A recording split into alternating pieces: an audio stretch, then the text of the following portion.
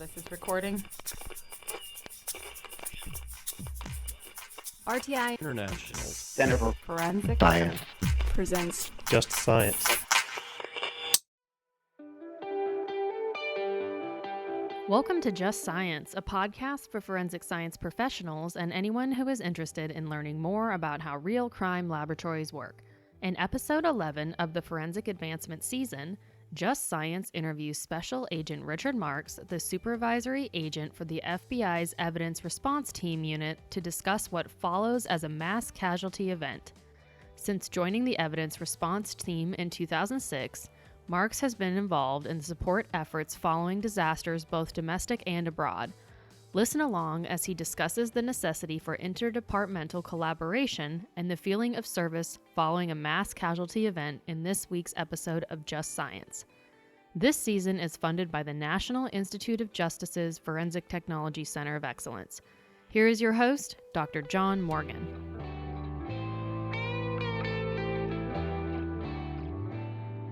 and welcome to Just Science, the podcast for forensic science professionals. I'm John Morgan, your host with the Forensic Technology Center of Excellence at RTI. Our guest today is a very, very special guest. We had him at the Impression Pattern Trace Evidence Symposium giving a talk about his work with the FBI and mass casualty events.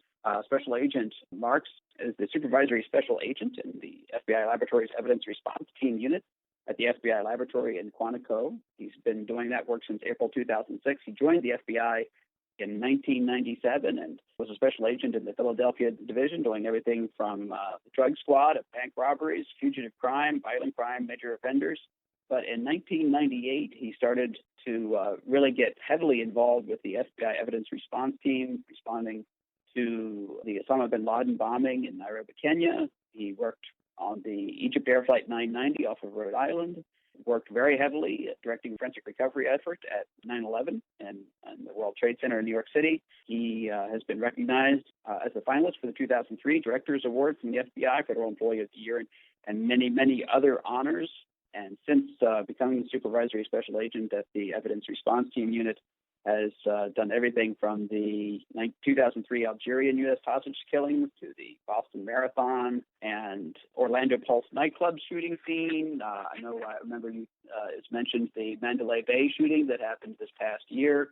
As I said to Richard before we started, his career is unfortunately a history of man's inhumanity to man over the last 20 years. Richard, thank you very much for being on Just Science. Thank you for the opportunity to speak here. I really look forward to hopefully answering some of your questions about what we do here. Well, Richard, it's an unusual thing. So tell me, when you joined the FBI, did you have an interest in forensic science or in the evidence response work that you've gotten involved in, or is that something you just kind of picked up after you started in Philly? My background was kind of like most of the young forensic scientists starting today. Most of them are inspired by TV shows. Mine wasn't quite as fancy as the CSI shows today. Mine was Quincy. So, the same types of things that inspire people now to get involved in forensic sciences, that was what was driving me at the time to join. So I started because both of my parents were in law enforcement. My dad was an FBI agent at the time. My mom was working in the sheriff's department. They got me a volunteer job at the local state forensics crime lab when I was just a junior in high school. So I've managed to work at every position in the forensic laboratory, from an intern up to a bench examiner. And so I've gotten to see the lab from the inside, from the bench examiner side, as well as from where I'm at now on the crime scene side of the house. So it's been a wonderful journey. Was there a particular practice or discipline in the forensic sciences that you really enjoyed more than any other?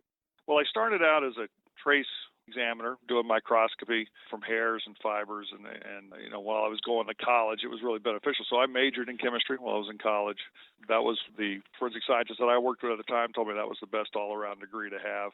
And so it was really valuable to be getting that on-the-job experience and learning what I could about forensics, because I really had a passion for it after my first crime scene, and then seeing how the chemistry fit into it. So I was getting real-world experience at the same time while I was getting my education. It was very valuable. And then I had really good mentors at the Alabama Department of Forensic Sciences that really, had a passion for it and instilled that same passion into me. So it was a good experience. All this has been amazing. Forensic scientists recruited out of Alabama, including by the FBI. That's quite a strong laboratory down there. So I guess that's a good training ground for future FBI guys. It is. I think that's what makes the FBI's hiring experience so good, because we do like to have other world experience. So whether you're a forensic scientist or you're doing a healthcare professional or something in the private sector, you bring those skill sets to the FBI, and that's what makes the FBI really an excellent agency to work for, because you use those in everyday investigations. So having done crime scene work in a forensic laboratory, I always knew at some point that I wanted to be on the evidence response team, because my first experience to seeing a mass casualty event was Oklahoma City, watching that on TV, working in the crime lab, and wondering how somebody managed a scene that enormous or that large at the time. Little did I know, just within a year of joining the FBI, I would be out in Nairobi on one of the bombing scene that was even larger than Oklahoma City. So you just never know where these paths take you. So one of the things that's been unique about what you've been involved in is evidence response team responses that really went to mass casualty events, which are very unusual. I mean, I'm trying to remember in my brain. I know that there were a number of hijackings back in the 60s and 70s in this country, but for a long time, we didn't experience an awful lot of mass casualty events. So did the evidence response team protocols, have they evolved over the last 20 years, as you all have learned? Or how did it feel going into Nairobi, Kenya, and the SOPs and things like that you were experiencing then? Well, I think obviously the things that have changed over time is the technology that we experience now, because as most people know that are involved in forensic sciences, if you've been into it for a long period of time, things constantly change. There's basics in the science that will always be there, but the technologies, whether it's in fingerprints or explosives and how we detect things and how we see things, is constantly changing. And if you look at what we were doing in 98 to what we're doing now, the training definitely reflects those changes in technology as far as what we're now utilizing to collect evidence, how we're collecting evidence, even how we're mapping scenes and documenting the scenes, whether it be with total station or laser scanning. All of those things play into how the FBI conducts business and how a lot of state and local crime scene units are doing the same thing. They are also being exposed to the same type of technologies, whether it's that laser scanning or drone technology, total stations. It's all moving towards a digital documentation of the scene. But all those technologies now are becoming easier to obtain by these police departments and a lot less expensive. So you're seeing a much more proliferation of what was in the years past too expensive to deploy to the field, now are making it out to local and state police departments as well. The other thing that's unusual about what I see in your career is that you've done both international work as well as a lot of domestic work. So that first response, the one that's mentioned on your bio, to Nairobi, but you've also did the work in Phuket, Thailand, with respect to the tsunami and the Algerian situation and things like that. What are the unique challenges associated with working internationally with respect to these kinds of issues? Are you able to operate in the same way as you would here domestically, or how does that work? The FBI has a real good presence overseas through our LEGAT program, which works with the embassies and forms these partnerships with law enforcement. So a lot of the barriers that might have been placed 40 or 50 years ago really don't exist so much now, because we do have local law enforcement assets that we're communicating with when we deploy out. So it really helps pave the way when we have these international incidents that we can deploy out on and provide assistance. And a lot of it is what country we're dealing with. Does that country really want our help and assistance in providing closure or investigative help in these matters? So in Nairobi, obviously, during that one, the government was very open to having us come in and assist in documenting and sifting through the debris of the embassy bombing to determine what happened and what instruments were used to cause the blast. But now we've got partnerships. I sit on the Interpol DVI working group for mass casualties, and the DVI stands for Disaster Victim Identification. So we have experts from a lot of the countries like the United Kingdom, France, Germany. They help us when we go out on these scenes, whether it be the MH17 crash. We worked alongside a lot of those international partners in helping to identify victims that were killed in the crash. The Dutch authorities welcomed us with open arms, and we were able to help them through fingerprint technology identify a lot of the passengers that were killed on that flight. And then the FBI also has a secondary mission sometimes. Even though we want to help with these terrorism cases under the law, we also are allowed to help in humanitarian efforts as well, which a lot of people don't realize that. So through our the FBI's disaster squad, which is part of our latent print unit. They actually are able to go out and deploy. For instance, at the 2005 Thailand tsunami, we deployed out and actually helped document that. I think it actually occurred in the end of December of 2004, but in 2005, beginning of 2005, we deployed assets out to help identify a lot of the victims in Thailand as a humanitarian effort. So if there's something large scale in the United States, whether it be a tornado or an earthquake, a state or local medical examiner or even a police department has to do is request our help, and then we can come in and provide assistance, even in a humanitarian effort. So there's a lot of things that the FBI can bring. Has the FBI been involved much in terms of some of the mass graves that are discovered when there have been issues with respect to governments or wars where you had a very large number of victims who were maybe discovered as many as years after the fact? There's been some issues in Iraq over the years and things. Have you all been able to work in that issue, or is that outside of the purview of the things that you all have been involved in so far? No, we do and can provide assistance in those. For instance, probably one of the bigger deployments we did was back in the late 90s, 1999, I believe, was Kosovo, when they had a lot of the ethnic cleansing there, mass graves in Kosovo. As part of the War Crimes Tribunal, we actually deployed personnel from the evidence response team from several offices over there to help document the mass graves and to make sure that we're documenting, how the victims were killed, what kind of forensic evidence are linking the people that did the crime. So that's part of what we do and bring to bear on that stuff. And then in years past, we've been asked by different areas, even if we don't deploy to those areas because they are war-torn areas or there's a high significance of danger, we are able to provide assistance and actually give input, whether it be the mass graves in Iraq or if it be mass graves in some other country. We're gladly providing assistance and talking to people that will have feet on the ground that can identify those people. Turning our attention more domestically, I have to say, in listening to your talk at IPTIS, I was very struck by how much you emphasize the partnerships that you have with state and local agencies here in the United States and how critical that is to the success of the evidence response team and how the FBI approaches these kinds of scenes.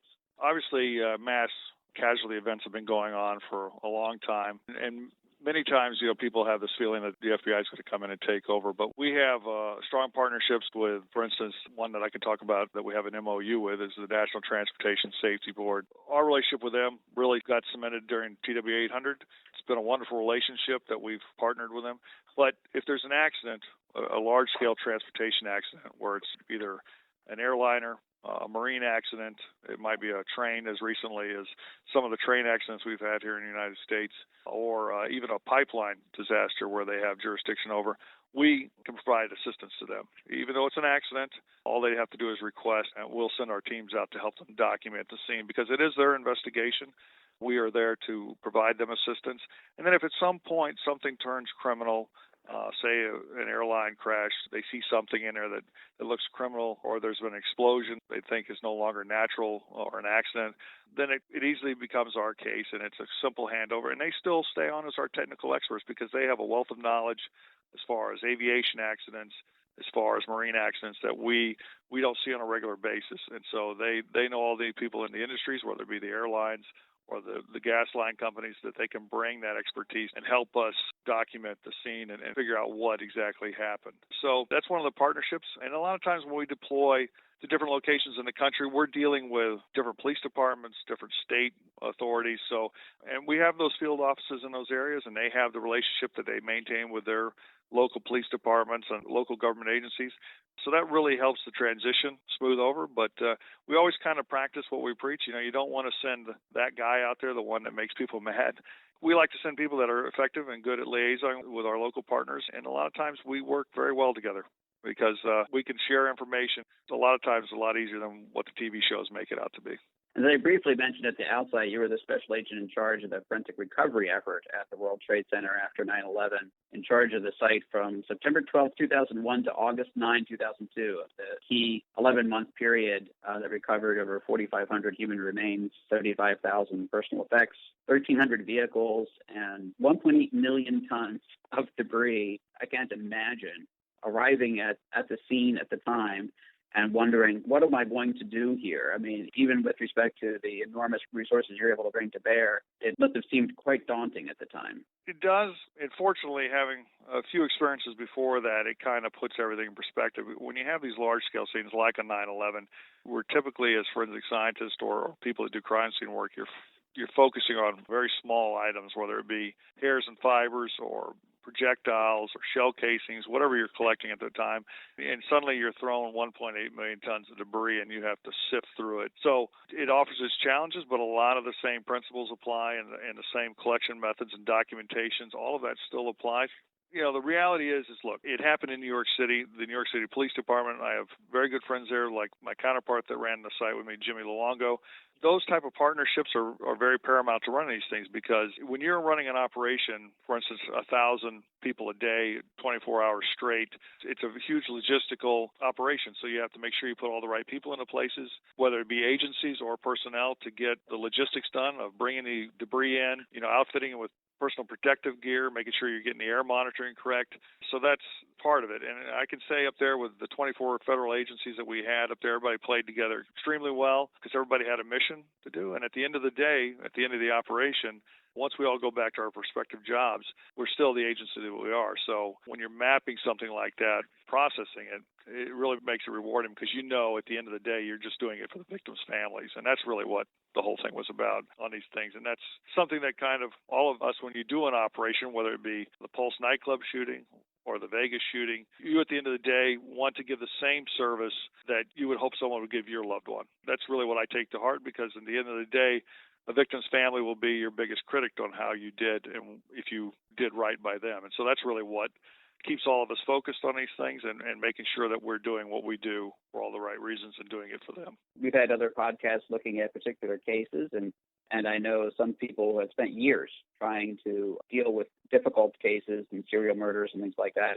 And just like you, this is a common theme. That is, there's a certain dignity that you want that victim to maintain and their families to be able to maintain. And your professionalism is really something that they look to. It's a solace in and of itself that you take it seriously, and you're bringing your professional ability of identifying these remains and doing so respectfully and thoroughly. I mean, we have an entire division, at headquarters that deals with nothing but victim services. Our victim services division used to be known as the Office of Victims Assistance, but they are a huge force, especially when you have these mass shooting scenes now. The NTSB also has a similar type component where we're interfacing with the families. You have to manage their expectations of what realistically they can expect as far as how long it's going to take to identify their loved ones, what resources are available to them, whether it's for grieving, for therapeutic reasons.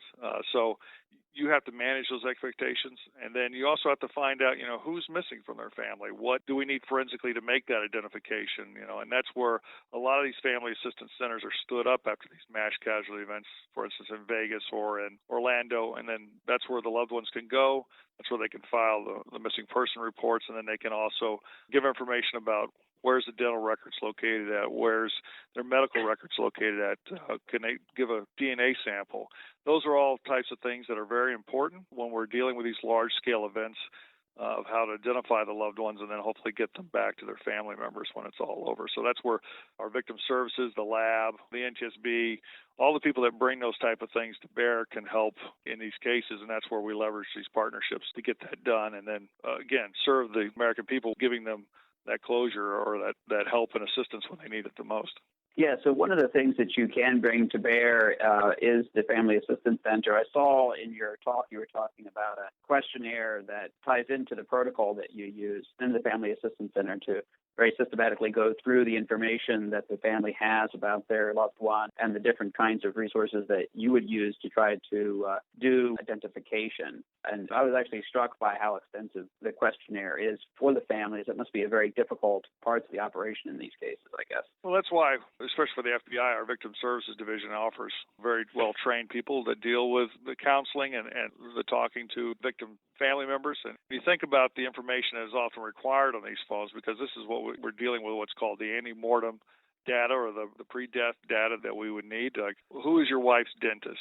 If you go to the same dentist, you're lucky, but if you don't know that, or who's your wife's doctor, or who's your husband's general practitioner, or, when was the last time that they were in the hospital, you may or may not know that information, but as much information can be derived on these forms and filled out, it helps us identify that person, because you might have somebody that has a broken femur that they broke in their childhood, and that might be significant to helping identify somebody in a really bad mass casualty event. So anything from fingerprint records, did they apply for a job? Have they ever been arrested? Those type of things help us identify victims wherever they are, whether it be in a kidnapping case or a mass casualty case. Those are the types of things that we want to determine from the family. So it's a very key component to the whole process. And if you look at things like we've done in Orlando, immediately the evidence response teams team up with our victim services division, and we provide that of getting personal effects back to the families, as well as getting that information about what we need to identify the victims in those particular incidences. Now, the evidence response team, how deep does it get in terms of the investigation of a particular incident?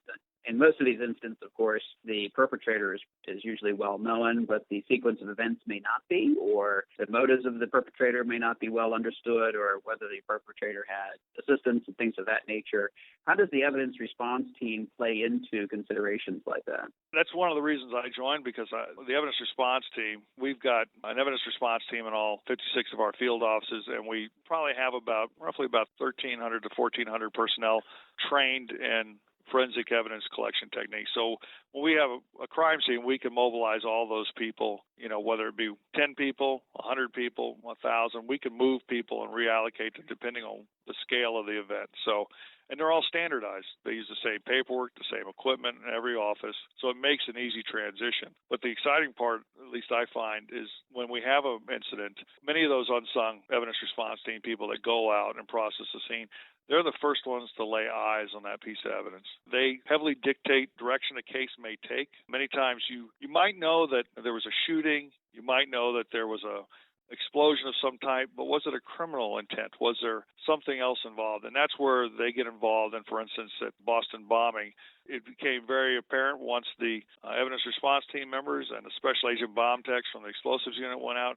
They're the first ones to lay eyes on the explosive pressure cooker and then find key components of the backpack.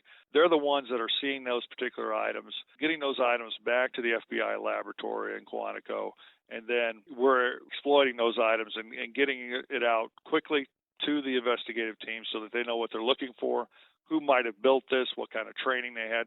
That's all stuff that the evidence response teams and like special agent bomb techs in that instance get out there and they find that evidence first, and that drives the entire investigation along with the investigative piece that the field office is doing. So that's what's really exciting. And that can change halfway through a scene. You might suddenly find something that takes it in another direction. So I think that's really the exciting part of putting that puzzle together and figuring out who did the crime and then what you can do to stop it if it's an ongoing sequence of events. I like what you said up front, too, and one of the things that you also can bring to bear a little bit is the level of technology that isn't going to be available to every state and local agency. A lot of folks do have laser scanning, but most of them do not, especially at some of the state-of-the-art stuff that's available now, and being able to map out some of these scenes. And I know you mentioned there were several scenes where you actually had to shut down downtowns for some extended period because the crime scene basically is the downtown. And being able to do that efficiently and effectively is a bit of a challenge, I think. Many times these scenes get larger when they're outdoors. It's one thing if you have an explosion or you have a shooting scene and it's inside a closed building. For instance, the Navy Yard was primarily in a closed building and with a small outdoor scene in a couple of areas, but for the most part it's contained inside. Whereas if you have something like a Dallas police shooting, a lot of it's outside and then part of it's inside. And obviously, when you're dealing with outdoor scenes, there's different things that can affect the scene, whether it be environmental, such as rain, weather, but also eventually at some point, there's a necessity for getting things restored back for life. For instance, you might have power outages. If it's done damage to the infrastructure, you could have roads shut down that need to be open because it's a major traffic way through the city. So those are things that we try to help mitigate because you can control certain aspects of the scene. For instance, the Pulse nightclub, it's easy to control the interior of the nightclub and retain that for a long period while you're processing the scene. But eventually, other businesses need to open up because they're going bankrupt outside or the streets are closed down. And so while you're clearing that outdoor scene, a lot of times you can start shrinking the exterior scene once you start clearing areas of forensic evidence. So it's a balancing act of working not only with the state and local government to get to what's necessary for them to function. And, we have to work with the areas that we're in. Yeah. It's interesting because one of the things that I noticed about the different scenes that you've been involved in is just how each one is kind of unique. It's kind of one-off. Even where you have mass shooting scenes, the individual or individuals who are doing the shooting tend to vary in terms of, what their motives are, but also how they move through the scene and the geography of it. There's differences when you have airline crashes, even sometimes whether it's bombing or some other kind of reason for it to have occurred. You have, of course, things like the embassy from Kenya, but also some of the things I'm sure you saw when you went to Baghdad with the Iraqi survey group and those folks. What are the lessons learned across all of these different kinds of incidents? They do tend to play out a lot of ways, and really, whether it be just the responses, just the general processing of the scene, they kind of play out the same way. But when you look at them, we're really getting kind of an understanding of how long it sometimes takes to process different types of scenes and judging on the size. So we typically look at mass shooting scenes many times, obviously depending on the scope and how large the scene is, but it could take anywhere from about 9 to 11 days just to do the scene itself. Some scenes can take as long as 2 weeks or longer, so it really depends on the scene, but we get a rough estimate early on of when we see the scene, we look at the size and scope of it and how many casualties and how many shots were fired. We can actually get a rough estimate of roughly how long we think. And again, that goes back to what the NTSB likes to call managing your expectations, and we kind of use that as well. We like to manage the local government and police department's expectations of how long it's going to take us to document a scene. Because when we go into a mass shooting scene like the Aurora theater shooting out in Aurora, Colorado, where the gunman went in and shot the people in the theater, we'll bring out our firearms and tool marks unit from the laboratory. They will do trajectory analysis of where the projectiles went and embedded in the seats and in the walls. And then we'll also bring out our operational projects unit, which does all our mapping and scanning and documentation of the scene. And then ultimately, the operational projects unit in the laboratory is the one that will build the courtroom models and build, whether it be two-dimensional or three-dimensional renditions of these scenes, or they can even do a virtual scene. And that's where these units work so well together, putting these scenes together, because you have to have a firearms examiner to go in and tell you where the shot went, and then you have to have an operational projects unit person to actually put that into a model or a diagram or into a virtual scene now. So that's where these scenes, each one of them is going to be different. They all bring their own unique conditions, whether it be heat or cold. You're working outside, you're working inside. They're confined spaces. Is there hazards? Do we need to bring somebody like the Technical Hazard Response Unit in to mitigate if there's gases or unseen health hazards in there? Or do we need to wear respirators? That's where we bring those folks in. So how many people do we need to bring in? What do we need to document? How long are we going to be there? And then what are our local resources? Are we going to have to fly things in? Is the field office a long way away? Does the local police department have a lot of these resources that we can also utilize? So each scene brings its own unique problems and situations, but that's part of what I find challenging is actually managing that and then being able to address those problems, kind of bringing order to chaos, doing what we need to do, collect it, managing all the expectations, and then hopefully, finding closure for those families at the end of it all. After you had been in this field for a number of years, you got a Master of Science in Forensic Anthropology from Boston University. What interested you in getting that master's degree, and in particular in forensic anthropology? That's slightly different from your chemistry background, but of course it's very much along the lines of doing the DVI work. Tell me about that. I think in this program, and one of the things that early on was instilled in me when I was a young age, especially working in a crime lab with some of the folks that I work with, a guy by the name of John Kilborn and Roger Morrison were instrumental in mentoring that, this process of forensic sciences was an ongoing journey of constantly learning. And, they helped steer me in that direction of like chemistry or biochemistry with some of the best backgrounds to have, whether it be, trace evidence or DNA or firearms evidence. That was important. And so it's something that it's stuck with me all these years, and you're always learning something new, and if you're not, you're falling behind on what you're doing out there. So for me, it was an opportunity to go to Boston University and get this degree, and I felt like it would add more to my understanding of other areas of forensics, because we do see this a lot out there. I don't consider myself, an examining anthropologist. So, there's plenty of board certified anthropologists that do that job, but the degree gave me a much better understanding too of what I can bring to bear on that. And so it's all adding to that knowledge base that when we have these mass disaster victim identification events, whether it be overseas or here, just what all else I can accomplish and what information, whether it be, is the anthropologist going to be able to tell size, stature, age? That's all going to be important. And then, what's the DNA expert going to bring into the table? So for me, as somebody that helps manage these things and helps bring out the lab components, that's what is really important, is that broad understanding of all the disciplines. Yeah, that's an interesting juxtaposition. Starting off as a trace examiner, I think that somebody who's been involved in trace work is actually very well oriented toward crime scene work in some respects, and forensic anthropology, of course, is quite relevant to the DVI for evident reasons. So it's forensic anthropology, just like anthropology in general, has been transformed to a great degree by the advances in DNA. Or where do you think things are heading in general in disaster victim identification and our ability to resolve these scenes and some of the problems around them better in the future?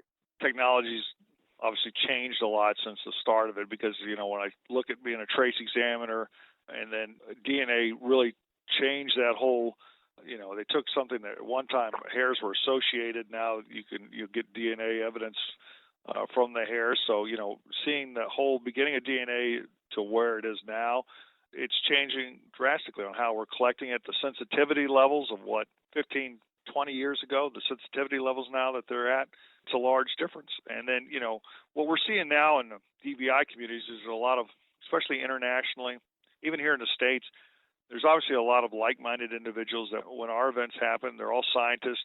They want to bring the science to bear, make the identification of victims a lot better, and standardize it, so that if you have a German-speaking team, that they're using the same types of paper and the same types of equipment that, the American team's using. So we're seeing that. You're seeing a lot of standardized platforms being developed, whether it be here in the United States or overseas, and those platforms are allowing the collection of information, standardizing the forms no matter what language they're in. That's really important when you're dealing with multinational events where you have the teams out there. And then again, like I said, the technology, just being out on the last couple of weeks with the NTSB on train crashes and watching the technology that they bring to bear now, whether it be with drones mapping the terrain and the crash scenes, that's changed dramatically. What we used to rely on heavily in years past of tasking an airplane, putting a cameraman on that plane and getting overhead aerial photographs is now changing. Now we can do all that with a small drone and capture the same types of information and resolution. And so it's changed a lot, and it will change more. And that's what's exciting about being in this type of fielding. Yeah, must be very exciting. I can't imagine if I were in your position that I would be doing anything else with my life. I assume that you want to stay with the evidence response team for a very long time, despite the challenges of it. Doesn't it emotionally sometimes get difficult to do this work as well? I mean, I know a lot of folks have trouble even with their first crime scene, and it does tend to get to you at some point. Because I look at it, it's science. You kind of mentally separate yourself from it.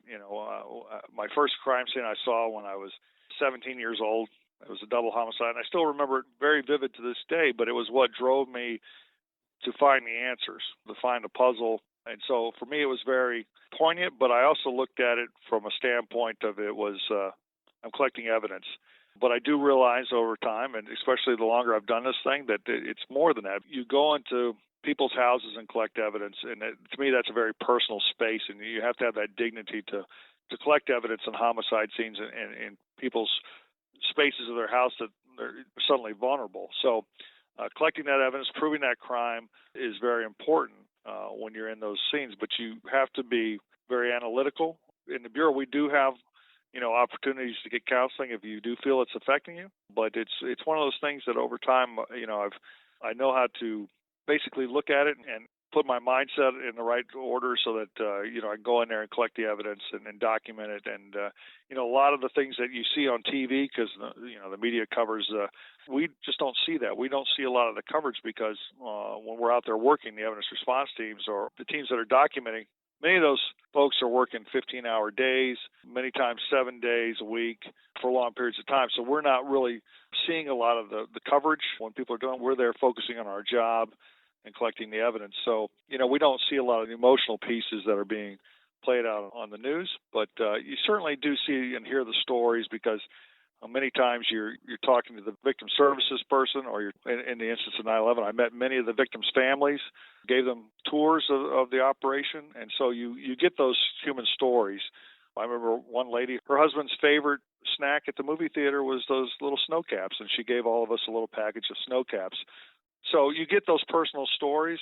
Another lady, her husband died on 9/11. It was her birthday, and when we opened the trunk of his car, we found her birthday present and her roses that were wilted in a trunk. Now, this was 6 months after, and you can't think of a more powerful thing to give back to a family than something like that. So you do get those personal stories, and you get that personal interaction on occasion, but that's what drives you. To me, that's what makes it rewarding and a good feeling at the end of the day when you get the bad person and lock them up and hopefully help that family get some justice and these type of things. Well, this was a great conversation. We've been talking with Richard Marx, supervisory special agent in the FBI evidence response team. Richard, thank you very much for being on Just Science. Hey, no problem.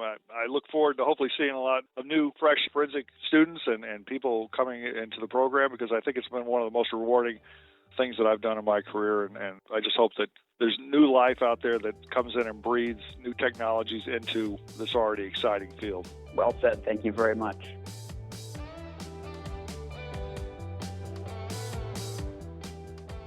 This episode concludes our Forensic Advancement season. Stay tuned as we delve into the identification season, recorded at the 2018 International Association for Identification Conference. Please visit forensiccoe.org to learn more about the FTCOE's other resources. Opinions or points of views expressed in this podcast represent a consensus of the authors and do not necessarily represent the official position or policies of its funding.